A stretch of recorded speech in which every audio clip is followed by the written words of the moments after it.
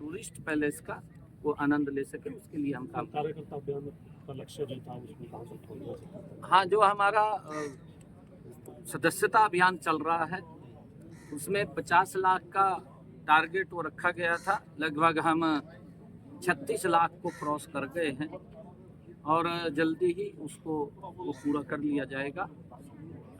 और गति से हमारे सभी कार्यकर्ता लगे हुए हैं। हमने सभी जो हमारे विधायक हैं और सभी कार्यकर्ता हैं मजबूती से इसके अंदर लगे हुए हैं। हम और गति से इसके अंदर काम हमारे सभी कार्यकर्ता करते हुए इस लक्ष्य को पूरा करेंगे। लगातार अलग अलग समाज के लोग आपसे आकर के मिल रहे हैं, सीएम हाउस पर उनके सम्मेलन हो रहे हैं, क्या लक्ष्य है और क्या आगे प्रोग्राम होने वाले हैं? जिस तरह से परशुराम जयंती का आपने कहा, सैन समाज का कहा, ये सब जयंतियाँ जो हैं तो सरकारी तौर पर आयोजित की जाएंगी आगे आने वाले समय? नहीं, देखिए, हमने संत प्रचार प्रसार समिति इसके माध्यम से ऐसे सभी महापुरुषों के दिवसों को राज्य स्तर के ऊपर मनाने का निर्णय ये हमारी सरकार ने लिया है। पिछले 10 वर्षों में अगर आप लोग देखेंगे, ऐसे सभी महापुरुष, चाहे गुरु गोविंद सिंह जी, चाहे गुरु नानक देव जी और चाहे गुरु तेग बहादुर जी, महाराणा प्रताप जी, गुरु रविदास जी और भगवान वाल्मीकि जी और संत कबीर जी, भगवान विश्वकर्मा जी, ऐसे और भगवान परशुराम जी, ऐसे सब महापुरुष जिन्होंने इस देश की एकता अखंडता के अंदर इस समाज को एक अपना मार्गदर्शन दिया है, ऐसे सब महापुरुषों के दिवसों को हम राज्य स्तर के ऊपर मनाते हैं और समाज के जो भी समाज के लोग बोलते हैं उसको हम पूरा करते हैं। अभी कल सैन समाज के लोग हमें मिले थे, उन्होंने भी भगत सैन जी की जयंती राज्य स्तर के ऊपर मनाने के लिए बात कही। हमने कहा कि हम अवश्य, क्योंकि अभी सरकार क्योंकि इलेक्शन मोड के अंदर थी पीछे, और आगे जो भी जयंती आएंगी उन जयंतियों को जैसा जैसा समाज उसको चाहेगा, समाज के अनुरूप ये सरकार चलेगी और काम करेगी। आपके धन्यवादी दौरे शुरू हो रहे हैं क्योंकि इतनी बड़ी जीत जो हरियाणा में भारतीय जनता पार्टी को मिली है,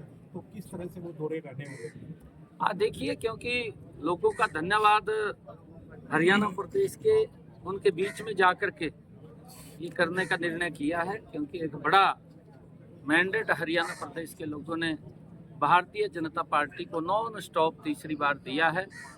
लोगों ने बड़ा विश्वास भारतीय जनता पार्टी के ऊपर किया। ऐतिहासिक ये जीत रही है और ऐतिहासिक निर्णय हरियाणा प्रदेश का पहली बार ये रहा है और हम उसी गति से जो लोगों की अपेक्षाएं हैं उनका वहां जाकर के धन्यवाद भी करेंगे, उनकी समस्याओं को भी सुनेंगे, उसका समाधान भी करेंगे और जो हमने काम किए हैं उनका उद्घाटन भी होंगे। ये लगातार हम काम करेंगे। विधानसभा के अनुसार मेरे कार्यक्रम है और जो मेरे समय उसके अंदर लगेगा, विधानसभा के अनुसार लोगों की बात को सुन करके उसका समाधान करना, ये हमारी तीसरी टर्म की सरकार का दायित्व है। हमने अधिकारियों को भी इस बात को लेकर के कहा है कि हम सब चुस्त दुरुस्त होकर के जनता के काम को प्राथमिकता देते हुए काम को आगे बढ़ाने का काम करें। कहीं पर भी कोई समस्या या दिक्कत होती है उसको ध्यान में लगाएं, उसका समाधान करें। नहीं, उसके ऊपर बिल्कुल मैं बारीकी से नजर रख रहा हूँ और जितनी समस्याएं आती हैं हमने अधिकारियों को कहा कि तत्परता से उसको वहीं पर सॉल्व करें। अगर सॉल्व नहीं हो रही है तो उसका विवरण लिख करके हमें भेजें, किस कारण से नहीं हो रही। वो पॉलिसी मैटर है या कोई लीगल मैटर है या अन्य कोई डिस्प्यूट है, क्योंकि हमें ध्यान में रहना चाहिए कि इस कारण से इसका काम नहीं हो रहा। कई बार व्यक्ति सोचता है कि अनऑथराइज एरिया है, उस अनऑथराइज एरिया के अंदर उसका काम नहीं हो पा रहा है। अनऑथराइज को ऑथराइज करना, उसको एक पॉलिसी मैटर के अंदर लेकर के आना, एक सिस्टम में लेकर के आना, ये हमारी प्राथमिकता है। देख करके उसको हम करेंगे।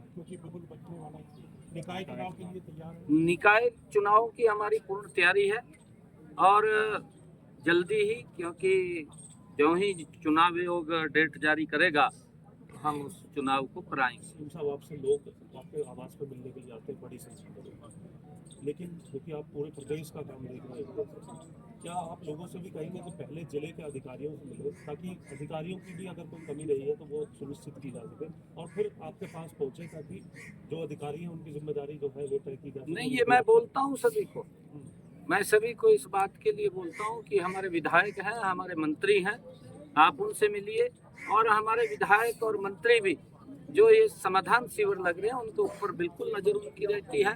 वहाँ कौन कौन लोग आए हैं वो भी उसके अंदर समाधान शिविरों के अंदर प्राथमिकता के आधार पर उस समस्या का समाधान करना, ये हमारी सरकार का दायित्व है और हम उसको लेकर। इनेलो प्रमुख ने बयान दिया कि अगर किसानों के लिए जरूरत पड़ी तो उनके विधायक भी अपने इस्तीफा दे देंगे और इनेलो उनके साथ है। कोई बात नहीं, जितना कार्य नरेंद्र मोदी जी ने और हमारी सरकार ने किया है, ऐतिहासिक कार्य किसान हित के अंदर किए हैं, और धैर्य से हम सबको काम लेना चाहिए।